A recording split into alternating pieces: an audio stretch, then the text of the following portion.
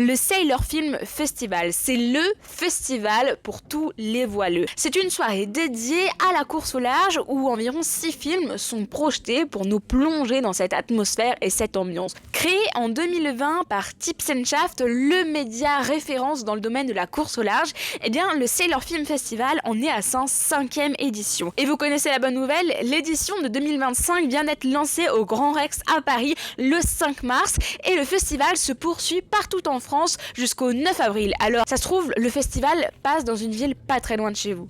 Moi, j'ai pu aller à Strasbourg pour découvrir la proposition de films réalisée cette année et j'ai été vraiment très intriguée par cette programmation. En 3 heures de temps, c'est 6 films qui nous sont proposés. On commence avec Les Rugissantes, un film de Yannick Adam de Villiers qui raconte l'épopée de The Famous Project. C'est le projet d'Alexia Barrier pour réaliser un trophée Jules Verne avec un équipage 100% féminin. Puis We Had a Dream, un film de Jean-Baptiste Daquin qui raconte l'histoire de Caroline Boulle et de Benoît Marie qui ont rêvé la construction d'un mini 650 à foil. Direction l'Ocean 50 avec Ernesto, un film de Lou Kevin Roquet réalisé à bord d'Inter Invest lors de la route des Terres Neuvas.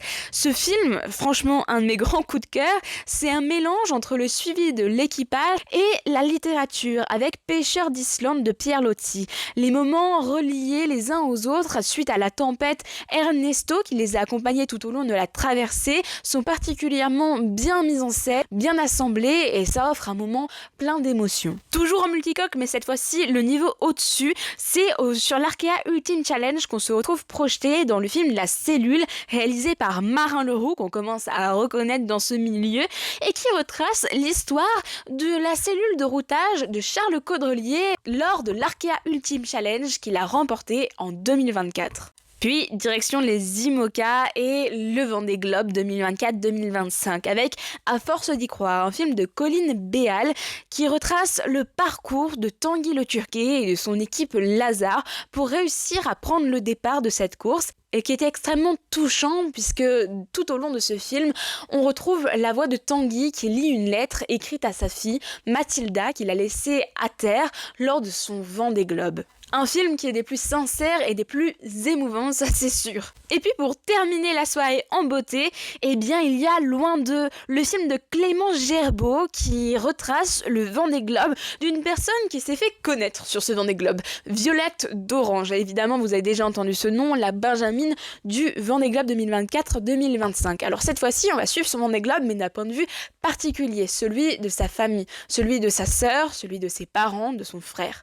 On retrouve cette cellule familiale qui l'a accompagnée tout au long de son projet, de ses projets, depuis ses débuts en optimiste jusqu'à son arrivée en février 2025 au Sables d'Olonne. Une belle programmation donc qui nous met un petit coup en sortant de la salle et qui nous donne envie d'aller découvrir le large et d'en savoir beaucoup plus sur cet univers. Ce qui est génial avec le Sailor Film Festival, c'est qu'il va partout, même à Strasbourg, alors qu'on est ultra éloigné de la mer. Et la salle était pleine à craquer. Alors je me suis demandé qu'est-ce qui a poussé toutes ces personnes à venir ici profiter de cette soirée autour de la course au large. Parce que en ce moment avec le Vendée Globe, avec tous les médias et tout qu'il y a eu autour, je pense que beaucoup de personnes ont beaucoup suivi.